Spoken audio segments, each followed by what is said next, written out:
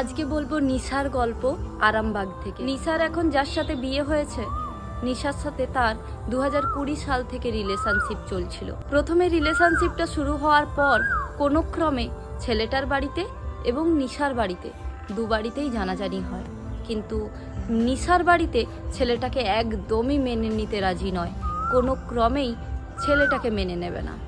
কিন্তু নিশা ছেলেটাকে ছাড়া আবার থাকতে পারবে না, তাই সে নিজের জীবনে কিছু ভুল সিদ্ধান্ত নিতে যাচ্ছিল, কিন্তু নিতে গিয়েও সে নিতে পারেনি।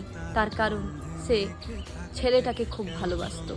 তাই সে ছেলেটার সাথে কথা বলে যে ছেলেটাকে নাকি কোনোদিনই তার ফ্যামিলি মেনে নেবে না।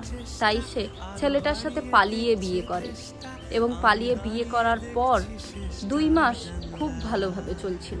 কিন্তু 2 মাস পর ছেলেটার বাড়ির লোক নিশার ওপর খুব অত্যাচার করে। ছেলেটার মা মানে নিশার শাশুড়ি নিশাকে খুব মারধর করে, টর্চার করে। নিশার সাথে ছেলেটার রিলেশনশিপ 4 বছরের। বাড়ির অমতে নিশা ছেলেটাকে বিয়ে করে 4 বছর প্রেম করার পর।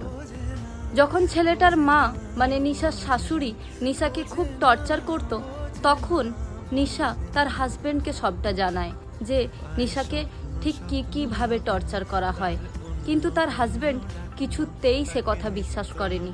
সে বলেছিল তার বাড়ির লোক নাকি এরকম হতেই পারে না, এবং ছেলেটা এটাও বলে যে এই খারাপ ব্যবহারগুলো তোমার বাড়ি থেকে করতে পারে, কিন্তু তার বাড়ি থেকে কোনোদিন করতেই পারে না খারাপ ব্যবহার।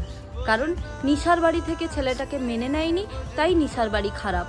কিন্তু ছেলেটার বাড়ি থেকেও যে নিশার ওপর টর্চার করা হচ্ছে, এটা ছেলেটা একদমই বিশ্বাস করেনি। যখন ছেলেটার বাড়ি থেকে দিনের পর দিন নিশা অত্যাচারিত হচ্ছে, নিশার হাজব্যান্ডকে বললেও নিশার হাজব্যান্ড কোনো রকম প্রতিবাদ করছে না, তখন মেয়েটা তার বাড়িতে ফোন করে সবটা জানায় এবং নিশা ঠিক করে নিশা তার বাড়ি ফিরে যাবে। এই বলে নিশা তার বাড়ির লোককে সবটা জানায় এবং তার বাড়ির লোক নিশাকে ফিরে আসার জন্য বলে যে তুই ফিরে আয়। কিন্তু নিশা যেতে পারেনি, তার কারণ নিশা তার হাজবেন্ডকে খুব ভালোবাসতো।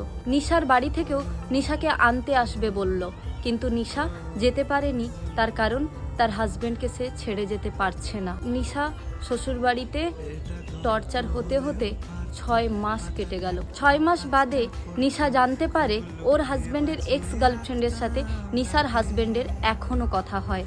সেটা নিয়ে নিশা তার হাজবেন্ডের সাথে কথা বলে যে তুমি কেন এখনও তোমার এক্সের সাথে কথা বলো। নিশার হাজবেন্ড তখন নিশাকে জানায় সে নাকি এখনও তার এক্সকে ভালোবাসে, এখনও তার এক্স গার্লফ্রেন্ডের প্রতি তার দুর্বলতা আছে।